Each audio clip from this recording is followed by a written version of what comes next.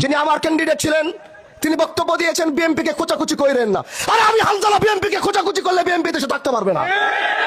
আপনারা রাজনীতি করেন শিবচর উপজেলা নিয়ে, হানজালা রাজনীতি করে গোটা বাংলাদেশ নিয়ে।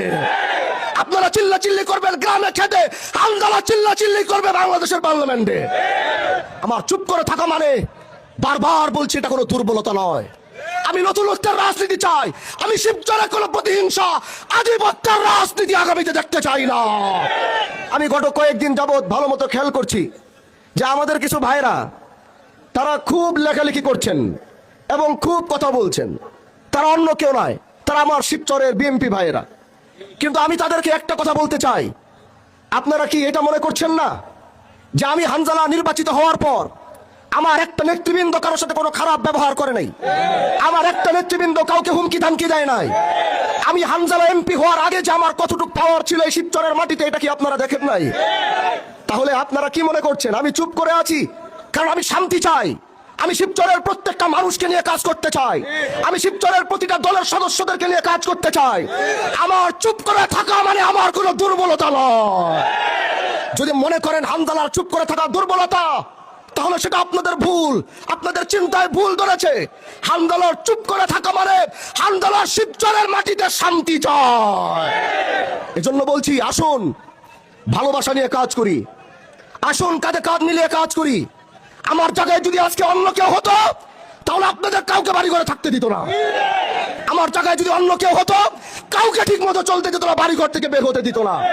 আমি আপনাদের বাক স্বাধীনতা দিয়েছি, আমার নামে লেখালেখি করবেন। আমি সেই স্বাধীনতা শিবচরের মানুষকে দিয়েছি। আগের এমপির বিরুদ্ধে দেশের একজন কেউ কলম ধরতে পারে নাই। আমি এই শিবচরের মানুষকে সেই বাক স্বাধীনতা দিয়েছি।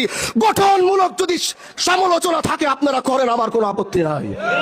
আমি শিবচরের সাংবাদিকদেরকে আমি সেই বাক স্বাধীনতা দিয়েছি, সেই কলম চালানোর অনুমতি দিয়েছি। যদি গঠনমূলক আলোচনা হয় আপনারা আমার বিরুদ্ধে উঠান। আমি জবাবদিহিতার মধ্যে থাকতে চাই, আমি জবাবদিহিতার বাইরে কোনো কাজ করতে চাই না। এজন্য প্রিয় ভাইরা আমার, আমরা সুন্দর একটি সমাজ চাই, ইনসাফ ভিত্তিক একটি সমাজ চাই। আমি এই দেশে অন্যায় অবিচার দুর্নীতি মুক্ত করতে চাই। আমি বারবার বলছি যারা চাঁদাবাজি করছেন, আমি বারবার বলছি যারা অন্যায় করছেন, মাদক ব্যবসা করছেন, শুধু রমজান দেখে একটু ছাড় দিচ্ছি, ভালো হয়ে যাওয়ার সুযোগ দিচ্ছি। কিন্তু মনে রাখতে হবে ঈদের পরে চাঁদাবাজদের আগুন ধরিয়ে দিব আমি। একজন চাঁদাবাজ এই শিবচরের মাটিতে থাকতে পারবে না। বাস স্ট্যান্ডে নিজে গিয়েছি, বারবার সময় দিচ্ছি, সুযোগ দিচ্ছি। আমি সময় আর সুযোগ দেওয়ার কারণ হচ্ছে আলহামদুলিল্লাহ নির্বাচিত হওয়ার পর এদেশের 50% মাদক ব্যবসায়ী আর চাঁদাবাজি কমে গেছে। হিন্দু ভাইরা আমার কাছে ওই দিন এসে আত্মত্যাগ আর খুশি নিয়ে বলেছে, ভাই স্বাধীনতার পর এত সুন্দর করে আমরা ব্যবসা করতে পারি নাই, আজ আপনি নির্বাচিত হওয়ার পরে মাথা উঁচু করে ব্যবসা বাণিজ্য করছি, চাঁদা চাওয়ার কেউ সাহস পাচ্ছে না। মাননীয় প্রধানমন্ত্রী জনাব তারেক রহমান সাহেবকে আমি বলবো এই কথা, আজকে আমি গ্রামে বলছি, আগামী কালকে পার্লামেন্টে দাঁড়িয়ে বলবো, আপনার নেতৃবৃন্দকে সামলান, এরা বিএনপির মান সম্মান ইজ্জত সব ডুবিয়ে দিবে।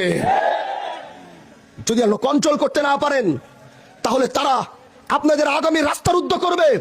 যেই সুন্দর বাংলাদেশ করার স্বপ্ন নিয়ে আপনারা নেমেছেন, এরা বাংলাদেশের সেই স্বপ্ন আপনাদেরকে পূরণ করতে না দিয়ে জাতির সামনে আপনাদেরকে ভুল প্রমাণ করবে। এজন্য কাঁধে কাঁধ মিলিয়ে আগামীর বাংলাদেশ, আগামীর শিবচর গড়ার জন্য প্রস্তুত আছি তো ইনশাআল্লাহ। আমরা নেতা নিয়ে চলি নাই, আমরা কর্মী নিয়ে চলেছি। আমাদের পাওয়ার কোনো নেতার মধ্যে ছিল না, আমরা সাধারণ জনগণ নিয়ে চলেছি। আর আমরা যে বিজয় হয়েছি এটা সাধারণ জনগণ নিয়ে বিজয় হয়েছে, কোনো নেতা নিয়ে নয়।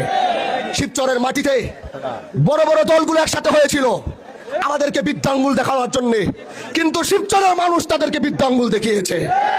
তাহলে 32 বছরের রাজনীতি টাকার মাধ্যমে অর্জন করি নাই, 32 বছর আধিপত্যের রাজনীতি ভেঙে দিয়েছি। এটা কোনো টাকার মাধ্যমে নয়, এটা একমাত্র ভালোবাসার মাধ্যমে করেছি। এজন্য প্রিয় ভাইরা আমার, আগামীতে এই শিবচরে কি হবে, শিবচর কিভাবে উন্নতি হবে, শিবচরকে কিভাবে চালাতে হবে, এটা আমি হানজালা একলা নয়, এটা আপনাদেরকে সাথে এবং পাশে নিয়ে করবো ইনশাআল্লাহ। সাথে থাকবেন তো?